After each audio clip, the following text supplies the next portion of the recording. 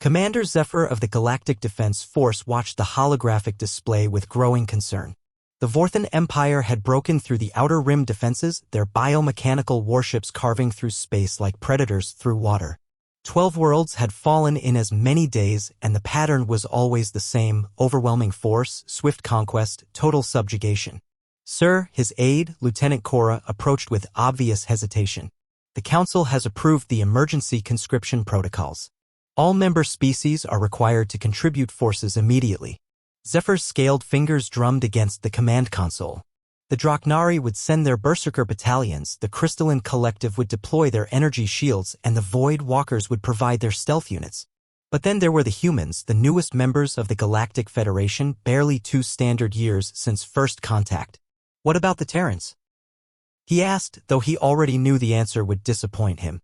They're enthusiastic about helping, Cora replied diplomatically.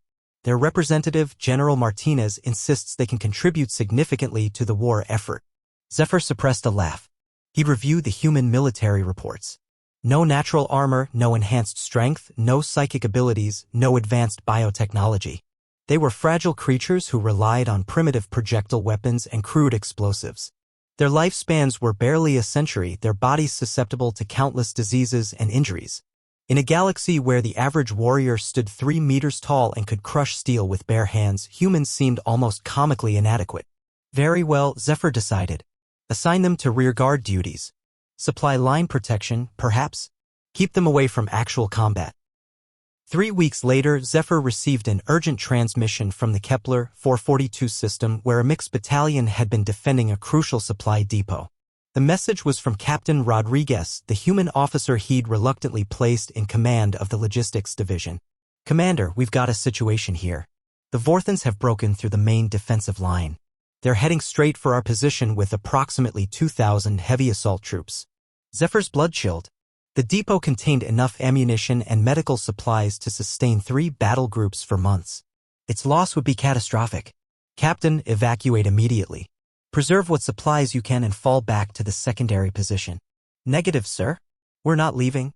Captain, you have 47 personnel against 2,000 Vorthan shock troops. This isn't about courage, it's about mathematics. With respect, Commander, I think you're underestimating us. The transmission ended and Zephyr stared at the static display in disbelief. 47 humans against an army. It would be a massacre. 6 hours later, another transmission came through. This time it was Captain Rodriguez's voice, but he sounded different, exhausted but strangely exhilarated. Commander Zephyr, this is Captain Rodriguez reporting.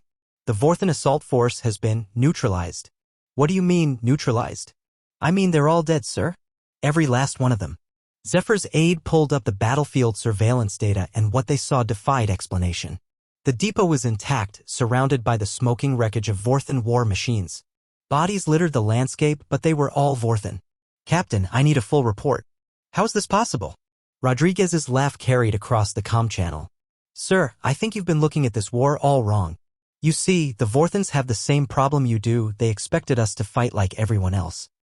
Stand-up battles, honor duels, that sort of thing. But humans? We learned warfare in the dirtiest, most brutal conditions imaginable. We fight with our brains, not just our bodies. The report that followed detailed a campaign of psychological warfare that had driven the Vorthans to distraction. The humans had used improvised explosives, guerrilla tactics, and what they called asymmetric warfare. They'd turned the depot into a maze of traps, used captured Vorthan communications to spread disinformation, and employed tactics so unconventional that the enemy had been paralyzed by confusion. They kept expecting us to attack their strong points, Rodriguez explained. So we attacked their weak ones. Supply lines, communication networks, morale.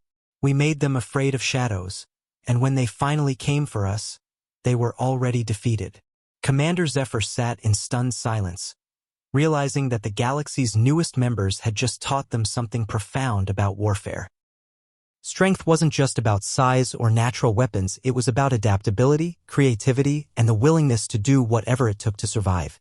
Within a month, human military advisors were embedded with every major battle group, teaching alien warriors the art of what humans called thinking outside the box.